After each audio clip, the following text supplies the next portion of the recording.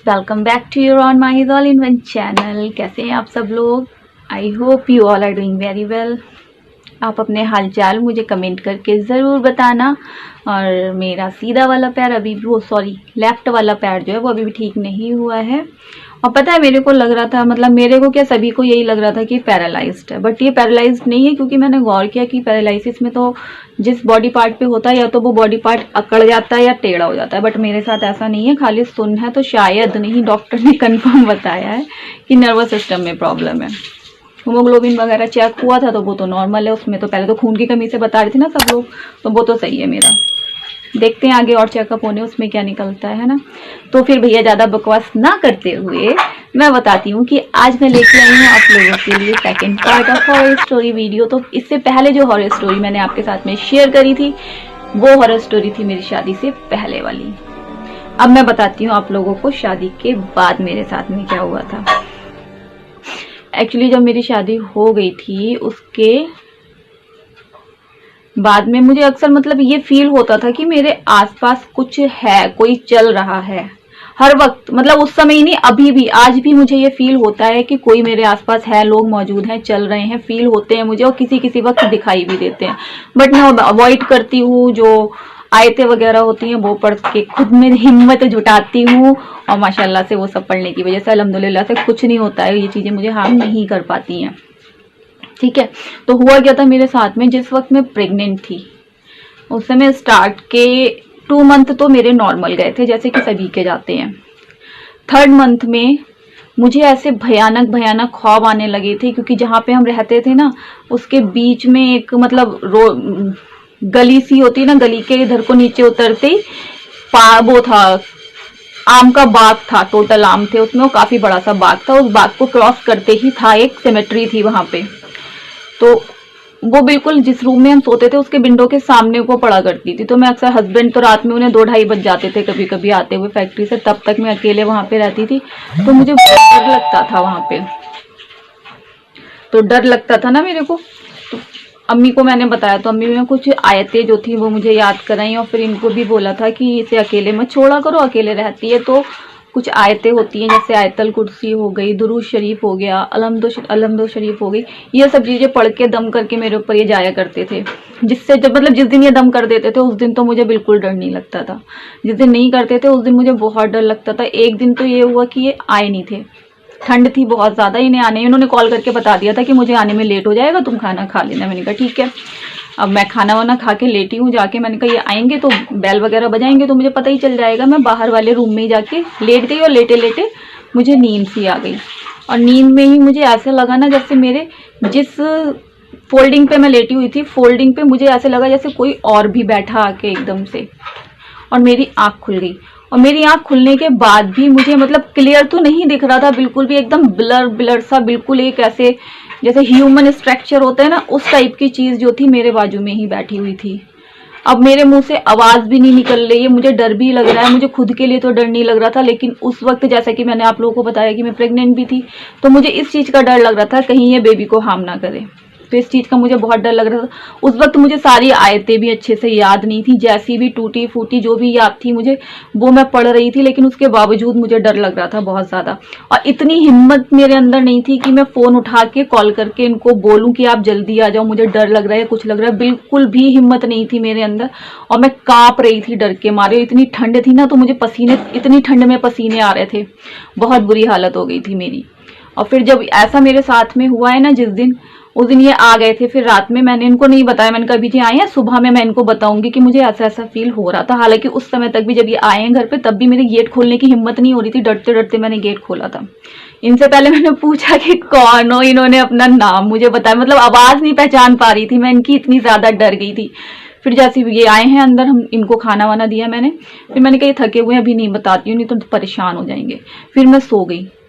फिर उसी समय मुझे एकदम से ऐसा लगा जैसे कोई लेडी है, कोई औरत है व्हाइट ड्रेस में, और वो मेरे पास आई। अजीब वो गरीब, बिल्कुल पागलों जैसे बिखरे हुए बाल थे उसके, और एकदम व्हाइट, मतलब जैसे गोरा इंसान नहीं होता, ल्यूकोडर्मनी सॉरी, एक स्किन डिसीज होती है जिसमें व्हाइट व्हाइट स्पॉट्स हो जाते हैं, बिल्कुल मतलब वैसे व्हाइट कलर की एक औरत थी। और उसे देख के मुझे इतना, मतलब मैं उसको देख रही हूँ, मुझे डर भी लग रहा है, लेकिन मैं बोल नहीं पा रही हूँ, आवाज बोलने की कोशिश कर रही हूँ लेकिन आवाज नहीं निकल रही है। मुझे ऐसा लग रहा था जैसे वो यहाँ पे हाथ रखी हुई है और मुझे बुरी तरीके से उसने दबोच रखा है। और एकदम से मैं झटका मार के जब उठ के बैठी हूँ तो ये भी मेरे साथ में उठे, और मैं क्या देखती हूँ कि मुझे ऐसा लगा जैसे कि मेरा मिसकैरेज हो गया। मतलब मुझे ब्लीडिंग होनी स्टार्ट हो गई, मेरे पेट में बहुत तेज का दर्द हो रहा था उस वक्त। और फिर मैंने इनको रात में उठा के बैठाला, उसी समय इनको उठा के बैठाला। मेरे ख्याल से 3:30 या 3:45 का टाइम हो रहा था उस समय। फिर इनने रात में अम्मी के पास फोन करा, बोले ऐसा ऐसा हो गया है और वो बहुत रो रही है। अम्मी बोली बिल्कुल आज की तुम मतलब छुट्टी ले लो फैक्ट्री से और इसको लेके जाओ हॉस्पिटल दिखा के आओ, ऐसे नेग्लेक्ट करने वाली बात नहीं है ये। तो ये मुझे वहां पे लेके गए हैं, तब पता चला कि मुझे प्लेसेंटा प्रीविया हो गया था। मतलब उसमें ये होता है कंप्लीट बेड रेस्ट बोल देते हैं डॉक्टर, अदरवाइज मिसकैरेज होने के चांसेस होते हैं। तो उस समय तो मेरा 2nd मंथ मतलब कंप्लीट था, 3rd चल रहा था। तो 3rd महीने से लेके 8th मंथ तक मुझे ऐसा ही लगता रहा और कंटिन्यूसली मेरे को ब्लीडिंग होती रही, जिसमें डॉक्टर ने मेरे को ये बोल दिया था कि आप, उस समय मैं जॉब भी करती थी, अब डॉक्टर ने मेरे को बोला कि अगर आपको बेबी चाहिए तो जॉब छोड़नी पड़ेगी, और जॉब से ज्यादा प्यार है तो फिर बेबी से हाथ धो बैठोगी।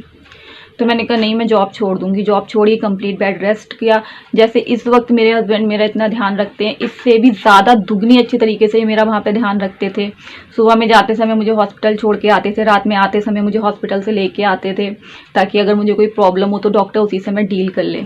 लेकिन इस ख्वाब के बारे में मैंने अम्मी को या किसी को बताया नहीं था। जब अम्मी आई है ना मेरे को देखने की, अब मेरी तबीयत, इन्होंने कहा था ना कि उसे कंप्लीट बेड रेस्ट बोला है, आप आ जाइए, तो मेरी सास और मेरी नंद दोनों लोग आए थे वहां पे। तो मैंने उनको बताया कि ऐसा ऐसा मैंने ख्वाब देखा था। तो फिर उसी वक्त ये लोग गए हैं वहां पे, मतलब कोई थे, अब अम्मी यहाँ पे तो थी नहीं, यहाँ पे तो ऑब्वियसली जानती होंगी किसी ना किसी को, तो यहाँ से तो नहीं, खैर वहीं पे आंटी को जो साथ में रहती थी उनसे पता करा, तो उन्होंने बताया कि हाँ एक है जो इस चीज का इंतजाम करते हैं। तो अम्मी वहां पे गई हैं, वहां से वो ताबीज वगैरह मेरे को लेके आई है कमर पे बांधने का। तो उसके बाद में मुझे सुकून मिला है, थोड़ा डर लगना बंद हुआ है। फिर उसके बाद में पता नहीं क्या हुआ था, किसी ने मेरे को बोला था या क्या, तो मेरे को बहुत उलझन सी, हाँ जैसे जैसे टमी का साइज बढ़ रहा था ना, मुझे बहुत उलझन सी हो रही थी उस ताबीज की वजह से। एक दिन मैंने नहाते पे वो ताबीज, पता नहीं मेरे दिमाग में क्या आया, मैंने खोल के फेंक दिया। और मुझे अभी भी इतने अच्छे से याद नहीं है मेरे दिमाग पे क्या चीज असर कर गई थी इतनी बुरी तरीके से। ये सब लोग, मतलब अम्मी और हस्बैंड मेरे, इन दोनों से, ये दोनों आज भी कहते हैं कि उस वक्त तू बिल्कुल एक जैसे पागल नहीं होते, मत कट जाती लोगों की, ये कह रहे तू बिल्कुल ऐसे रिएक्ट करती थी, अकेले निकल जाया करती थी रिक्शे से पता नहीं कहाँ पे। एक बार तो क्या होता है, अम्मी का कुछ था दवाई, उसमें हल्का सा नशा टाइप का होता है, तो ये लोग बोले थे, क्या कहते हैं, मैं वो पूरी डिब्बी उनकी दवाई की लेके बाथरूम में जाके पूरी डिब्बी मैंने खा ली, और ये लोग गेट पीट रहे हैं कि ये अपना भी कुछ कर लेगी और बच्चे का भी कुछ कर लेगी। और मुझे खुद को होश नहीं था कि मैं क्या कर रही हूँ उस वक्त में। ये लोग कहते मैं एकदम पागलों वाला रिएक्ट करने लगी थी।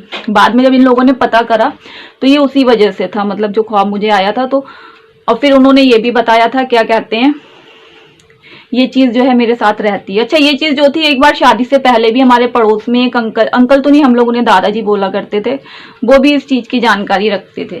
तो मम्मी ने एक बार उनसे पूछा कि हमारी बेटी की तबीयत ठीक नहीं रहती और अक्सर इसको विजन्स आते हैं, जो विजन्स इसको आते हैं वो सच भी हो जाते हैं। तो उन्होंने पता नहीं किस तरीके से, उनका कोई ट्रिक था, उन्होंने इस तरीके से मेरे दोनों कानों में अपनी उंगली डाल के और आंखें बंद करके उन्होंने कुछ पढ़ा। तो वो मम्मी से कहने लगे इसके साथ में परमानेंटली कोई रहता है, लेकिन वो जो है वो हार्म पहुंचाने वाला नहीं है, जो भी अच्छा है। मैंने कहा हार्म पहुंचाने वाला नहीं है, लेकिन मुझे तो डरा रहा है ना, तो मुझे इस चीज से छुटकारा चाहिए। तो उस वक्त उन लोगों से जो बन पड़ा वो करा। फिर जब यहाँ पे आई, अच्छा एक क्या था, अगर मैं किसी की डेड बॉडी देख लेती थी तो मेरी तबीयत बहुत खराब हो जाती थी, ऐसे बेहोश हो के मैं गिरती थी, बहुत बुरी हालत हो जाती थी। मैं डेड बॉडी किसी की नहीं देखती थी, यहाँ तक कि मेरी परदादी एक्सपायर हुई थी, उनकी उसमें मैं नहीं जा पाई। सब लोग मुझे घर पे, सबको पता थी मेरी हालत क्या है, तो घर पे छोड़ के चले जाते थे। मेरे एक दादाजी के भाई थे, वो एक्सपायर हुए, मैं उसमें भी नहीं गई। यहाँ पे, हाँ शादी के बाद जो मेरे चचिया ससुर थे वो एक्सपायर हुए, उनकी उसमें मैं गई थी, तब भी मेरी हालत बहुत खराब हो गई थी। वहां से लोग मुझे रिक्शे पे लेके भागे, जल्दी से घर पे लेके आए। तो मैं वो यहाँ पे शादी के बाद में फर्स्ट ऐसा मेरे साथ में बढ़ गया था कि मतलब वो सगे रिश्तेदार थे, सगे चाचा थे, तो मुझे जाना पड़ा था। फिर जब मेरी तबीयत खराब हो गई तो मैंने हस्बैंड को बताया, मैं जब ऐसी जगहों पे जाती हूँ तो मेरी तबीयत बहुत खराब हो जाती है। तब से इन लोगों ने ये चीज गार्ड बांध ली है, मतलब सबको बोल रखा है कि ऐसी जगहों पे वो जाती है तो उसकी तबीयत खराब हो जाती है, तो उसको नहीं जाना है। तो ऐसा मेरे साथ में बहुत बार हुआ है, बहुत ही बार। और कई बार तो ऐसा भी हुआ है कि मुझे ऐसा लगता है कोई मेरा गला दबा रहा है, कोई मुझे मार रहा है, कोई मुझसे कुछ मांग रहा है, इस तरह। और पता, मरे हुए लोग जो होते हैं, जो मर चुके हैं, वो लोग मुझको दिखाई देते हैं। और इस चीज का तो मैंने बहुत से लोगों को बोला है, बहुत से लोगों को बोला है, लेकिन अभी तक परमानेंटली इलाज मुझे नहीं मिला है। और जो मैंने लास्ट टाइम आपको स्टोरी सुनाई थी ना, वो वाली, जिसमें एक लड़की जो थी वो चुड़ैल बन गई थी, वो मेरे पीछे पड़ गई थी, तो वो वाली लड़की जो है शादी के बाद जिनके ऊपर आती थी, तो वो जो थी वो मेरे ससुराल में जो मेरी खलेरी सास हैं, मतलब मेरे हस्बैंड की जो मौसी हैं, उनके हस्बैंड के बहुत अच्छे दोस्त हैं, उनके बेटे से उनकी शादी हुई है। तो शादी के बाद मैंने उन्हें वहां पे बुलाया था, मैंने कहा यहाँ पे आ जाओ, हम भी तुमसे मिल लेंगे। तो वो मेरी खाला के यहाँ पे आई थी, तो वहां पे मैं मिली थी। फिर मैंने उसको पूछा, मैंने कहा अभी भी तेरे साथ वैसा वैसा होता है क्या? तो बोली हाँ दी, मेरे को अभी भी वो सब कुछ होता है। वो जब भी आती है ना, मतलब जब भी ऐसा उसके साथ में होता है, तो वो हमेशा मेरा नाम लेके उसको कहती है कि वो कहाँ पे है, मुझे उसके पास जाना है। तो मैं इतना डर गई, फिर उसके बाद में मैं अपनी खाला के यहाँ भी नहीं गई कि नहीं अब मैं कभी नहीं जाऊंगी वहां पे, मतलब इतना ज्यादा डर गई। लेकिन अब अल्लाह का शुक्र है, जब से मुझे नमाजें याद हो गई हैं और आयतें कुछ याद हो गई हैं, वो तब से मुझे थोड़ा सुकून है। और दूसरी चीज, मुझे अपने रब पे पूरा यकीन है कि अब जब कुछ मुझे नहीं आता है, तो उन्हें भी सब पता है कि हाँ इसको नहीं आता है ना, उनसे थोड़ी ना हम किसी से भी दुनिया में छुपा लें, लेकिन अल्लाह से कुछ नहीं छुपा सकते, हर चीज उसको पता है। तो शायद इसी वजह से वो मुझे प्रोटेक्ट करते रहते हैं, क्योंकि मेरे साथ में तो काफी कुछ ऐसा हो चुका है। और कभी कभी मुझे लगता है कि मेरी तबीयत भी इसी वजह से खराब रहती है, क्योंकि शादी से पहले भी मेरी तबीयत बहुत खराब रहती थी, कहीं पे भी बेहोश होकर गिर जाती थी, सर में इतना भयंकर भयंकर मेरे दर्द होता था। शादी के बाद से सर के दर्द में जो थोड़ा सा, मतलब वो शादी के बाद भी 2-3 महीने तक मैं ऐसी बेहोश हो के गिर पड़ती थी, कहीं पे भी कभी मेरा सर, ये आप लोगों को दिखते होंगे निशान, ये दिख रहा होगा, और यहाँ पे भी निशान है मेरे, और यहाँ पे चिन पे भी एक निशान है मेरे। एक जगह के टाके नहीं कट पाते थे, दूसरी जगह लग जाते थे, और यहाँ पे बहुत ज्यादा है, यहाँ पे लाइन से हैं, किसी दिन दिखाऊंगी, अभी क्लियरली दिख नहीं रहा है। ये देखिए स्टिचेस के निशान 1 2 3 4, ये 4 जगह, ये मेरा पहले ये फटा था, फिर ये फटा, फिर ये फटा, फिर ये फटा, और ऐसे ही निशान यहाँ पे भी है मेरे, और ऐसे ही एक निशान यहाँ पे होगा, यहाँ वाला क्लियर नहीं दिख रहा, यहाँ पे इस टाइप से है। तो मैं बेहोश होकर कहीं पे भी गिर पड़ती थी ना, तो उसकी वजह से उस समय तो मेरी बहुत हालत खराब थी, क्योंकि एक जगह के टाके नहीं कटते तो दूसरी जगह तैयार हो जाती थी। डॉक्टर भी चक्कर में था कि इस लड़की के साथ में है क्या, एक जगह के हील नहीं हो पाता, दूसरी जगह इसको हार्म हो जाता है फौरन, और मेरे सर पे ही ज्यादा होता था। खैर, और अभी भी मैं इतनी बड़ी डिसीज से जूझ रही हूँ, आप लोगों को पता है। कभी कभी तो मुझे लगता है कि शायद इसी वजह से मेरे साथ में ये सब कुछ हो रहा है। लेकिन यार, हम लोग किसी पे यकीन भी तो नहीं कर सकते, क्योंकि मैंने नॉर्मली एक आध बार भी ये चीज आजमा के देखी है कि अगर किसी से कहो कि हमारे पैसे अगर नहीं चुरे हैं, आप फिर भी कह दो कि हमारे पैसे चुरे हैं, तो अगर हम किसी से पूछने जाएंगे ना, तो वो लोग ये कह देंगे हाँ हाँ चुरे हैं आपके, और ऐसा ऐसा इंसान आपके घर पे आया था, वो लेके गया है। तो ये चीज मैंने भी एक बार करके देखी और सेम हुआ। मेरे कोई उस समय पैसे नहीं चुरे थे, तो मैंने पूछा था, मतलब गुफरान भी नहीं हुआ था तब की बात है, तो उन्होंने कह दिया हाँ हाँ आपके घर में अधेड़ उम्र की 2 औरतें आई थी, वो लेके गई हैं, चुरे ही नहीं थे। तो उन्होंने ये बात कह दी। तब से थोड़ा सा मुझे ये लगता है कि मतलब इसमें मैं जो सही इंसान है उसे भी पहचानने में कभी कभी गलती कर जाती हूँ। लेकिन अब अल्लाह की दुआ से एक हैं भाई, वो मुझे मिल गए जो मुझे ट्रीट कर रहे हैं इस समय। देखते हैं इंशाल्लाह शायद मैं सही हो जाऊं। आप लोगों की दुआएं हैं मेरे साथ में, तो सही तो हो ही जाऊंगी। लेकिन सच में इतने भैया, कभी कभी तो मुझे ऐसा लगता है जैसे यहाँ पे वजन सा फील होता है ना, जैसे कोई चढ़ के बैठ गया यहाँ पे, इस जगह पे सर में ऐसा लगता है जैसे किसी ने ऐसे करके जकड़ रखा है। बहुत अजीब अजीब सी फीलिंग्स होती है मेरे को। आप लोग बताना क्या ये सब कुछ होना सही है किसी के साथ में या नहीं, क्योंकि मैंने तो भाई बहुत जगह इलाज करवाया है, ऊपरी भी दिखाया है, मेडिसिन तो मेरी कंटिन्यू चली रही हैं, आप लोगों को पता ही है। समझ में नहीं आता आखिर क्या है। लेकिन हाँ, मुझे आज भी अभी मैं ये स्टोरी शेयर कर रही हूँ ना आपके साथ में, अभी भी मुझे ये फीलिंग आ रही है कि यहाँ से कोई निकल के जा रहा है बार बार, लेकिन कोई नहीं है इस समय, कोई भी नहीं है यहाँ पे।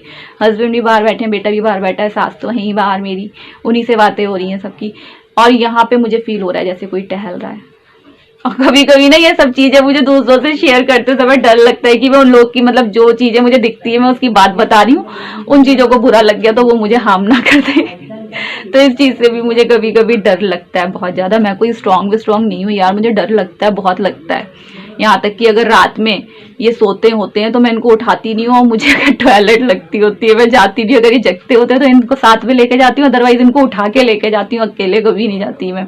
बहुत डर लगता है मेरे को, अंधेरे से तो बहुत ही डर लगता है। पता है जब गुफरान हमारा हुआ था ना, तो उस समय बाहर वाला रूम नहीं बना हुआ था। अम्मी पापा हैप्पी यानी कि मेरा जो देवर है वो, ये लोग इसी वाले रूम में रहते थे, जिस रूम में इस समय हम लोग रहते ना, इस वाले रूम में रहते थे। और बाहर जो है खुले में बिल्कुल ऊपर टीन शेड पड़ा हुआ है, एक वहां पे तखत पड़ा हुआ था डबल वाला, तो हम और गुफरान वहां पे लेटा करते थे। तो एक दिन ऐसी मेरी आंख खुल गई और हमारे घर के पड़ोस वाले घर में एक अमरूद का पेड़ था, जो हमारी बाउंड्री में से हमारे आंगन में को झांका करता था। वो पेड़ मतलब आधा हमारे आंगन की तरफ को गिरा हुआ था। तो मैं उसमें देख रही हूँ उठ के कि वहां पे कोई लेडीज बैठी हुई है, मुझे देख के हंस रही है। मैंने आंखें ऐसे ऐसे करी, फिर देखा तब भी दिख रही है, फिर मैंने ऐसे ऐसे करी, फिर देखा वो तब भी दिख रही है। और फिर जो मैं चीखी हूँ अम्मी पापा सब उठ के बाहर आए हैं। मैंने अम्मी को बोला इन लोगों को कुछ नहीं दिख रहा, और इन लोगों के आने के बाद भी वो मेरे को दिखाई दे रही और कह रही, क्या कहते हैं, अगर तुम यहाँ से नहीं गई तो हम तुम्हारे बच्चे को हम पहुंचाएंगे। अरे मैं इतना डर गई, मैंने कहा पापा आप बाहर सो, मैं तो अंदर ही सोऊंगी। मैं अंदर आ गई, फिर यहाँ पे आके लेटी अम्मी के पास, तो मुझे नींद आई है। फिर उसके बाद मैंने हस्बैंड को ये सब बातें बताई, तो फिर अंदर वाले रूम में हम आ गए, फिर बाहर वाला रूम बना, उसमें अम्मी जाती हैं। अब बहुत बहुत चीजें मेरे साथ में ऐसी हुई हैं, बहुत सारी। मैं अगर आप लोगों के साथ में एक एक चीज अपनी शेयर करने बैठ गई ना, ये हॉरर टाइप वाली, तो पूरी मूवी एक हॉरर स्टोरी, एक हॉरर मूवी इसमें बन जाएगी। बहुत चीजें मेरे साथ में हुई हैं, मैं तो आपको बता भी नहीं सकती। किसी की डेथ होने वाली होती थी क्या होती, अगर आज भी मतलब कुछ ऐसा होने वाला होता है, मुझे पता चल जाता है। एग्जैक्ट 12 आवर्स पहले मुझको पता चल जाता है। और मैं किसी का भी फेस देख के बता सकती हूँ कि इसके साथ में पास्ट में क्या क्या हो चुका है। मुझे कोई फेस रीडिंग नहीं आती है। अगर कोई मुझसे कहे अच्छा आप मेरे बारे में बताओ, ऐसे मैं नहीं बता पाऊंगी। लेकिन हाँ, अपने आप से अगर मैं किसी को देख रही हूँ तो एकदम सडनली मुझे ऐसा लगता है कि इस इंसान के साथ में ऐसा हो चुका है, ये सब कुछ हो चुका है। फिर जब मैं उससे पूछती हूँ कि ऐसा वाकई में हुआ है, तो वो इंसान मुझे देख के हैरान होता है कि तुम्हें कैसे पता। ये सब चीजें होती है मेरे साथ में यार। मैं तो खुद कभी कभी डर जाती हूँ अपने आप से, बहुत डर लगता है। मैं अपने बेटे के सामने कभी जिक्र नहीं करती, कहीं वो भी ना डर जाए। खैर अभी वीडियो बहुत लंबा हो जाएगा ना, क्योंकि स्टोरी तो मेरी है बहुत लंबी। और एक चीज और दिखाऊं आपको, आज मैंने हेयर स्टाइल बनाया है, और मेरा ये वाला हेयर स्टाइल आप लोगों को कैसा लग रहा है बताना। अच्छा ठीक है, कमेंट करके जरूर बताना ये हेयर स्टाइल आपको कैसा लग रहा है। आज ऐसे ही मेरा दिल हुआ तो मैंने कर लिया। और अभी मैं चेयर पे बैठी हुई हूँ, बट मेरा पैर सुन्न है, तो प्लीज दुआ करें, बहुत ढेर सारी दुआ करें मेरे लिए कि मेरा पैर जल्दी से सही हो जाए और मैं जल्दी से अच्छे अच्छे वीडियोज आपके लिए लेके आऊँ। मिलती हूँ अपने नेक्स्ट वीडियो में, तब तक के लिए अल्लाह हाफिज। आप लोग रखें अपना ढेर सारा ख्याल, अपनों के साथ रहें, खुश आबाद रहें। अल्लाह पाक आपको दीन और दुनिया की हर खुशी से नवाजे, आमीन सुम्मा आमीन। मिलते हैं आपसे अपने नेक्स्ट वीडियो में। बाय बाय, अल्लाह हाफिज।